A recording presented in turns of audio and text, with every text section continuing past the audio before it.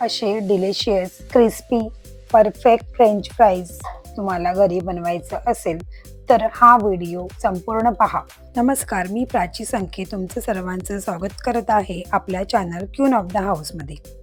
Perfect असे French fries बनवण्यासाठी आपल्याला मोठ्या आकाराचे बटाटे घ्यायचे आहेत. आता मी हे बटाटे वॉश करून सोलून घेणार आहे.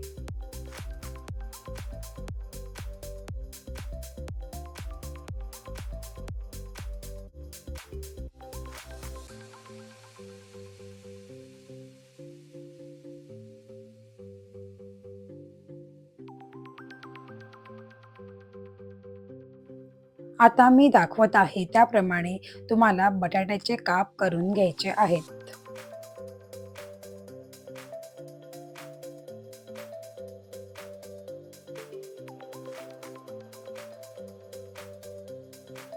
आता आपले बटाटे कापून झाले आहे. आता आपण एका पातेल्यात पाणी गरम करायला ठेवूयात. या गरम पाण्यात आपल्याला बटाट्याचे काप टाकून घ्यायचे आहेत. परफेक्ट 1 मिनिटासाठीच आपल्याला हे काप बॉईल करून घ्यायचे आहेत. इथे आपल्याला बटाटे फक्त 30% शिजवायचे आहेत.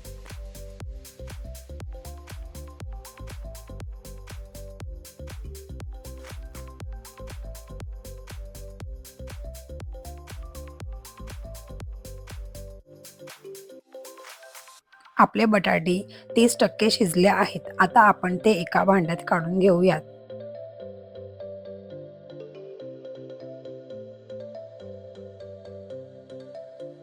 बटाट्याची कुकिंग प्रोसिजर थांबवण्यासाठी त्यात पाणी आणि बर्फ टाकून घेऊयात.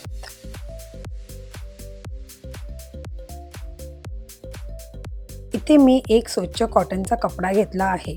त्यावर आपले फ्रेंच फ्राईज काढून घ्यायचे आहेत.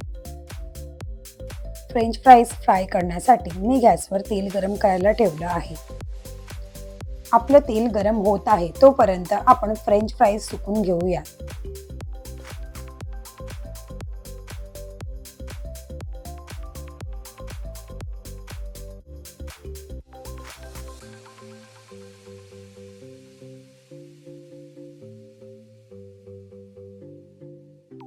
इथे मी फ्रेंच फ्राईज एका दुसऱ्या भांड्यात काढून घेते आणि त्यात 2 चमचे कॉर्नफ्लॉवर टाकून घेणार आहे.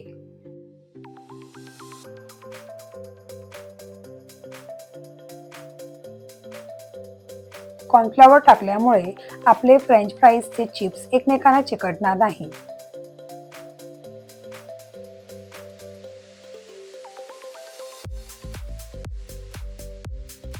तेल गरम झालं आहे. आता आपण फ्रेंच फ्राईज फ्राय करून घेऊयात.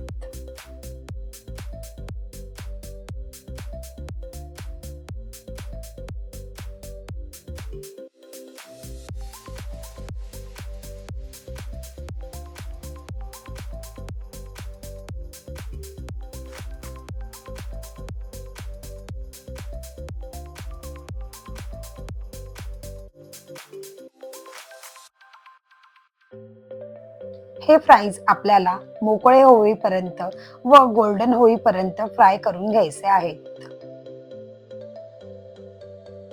फ्रेंच फ्राईज फ्राय झाले आहे. मी त्याला काढून घेत आहे. सॉल्टेड फ्रेंच फ्राईज बनवण्यासाठी मी यात पाव चमचा हळद व पाव चमचा मीठ टाकून घेते.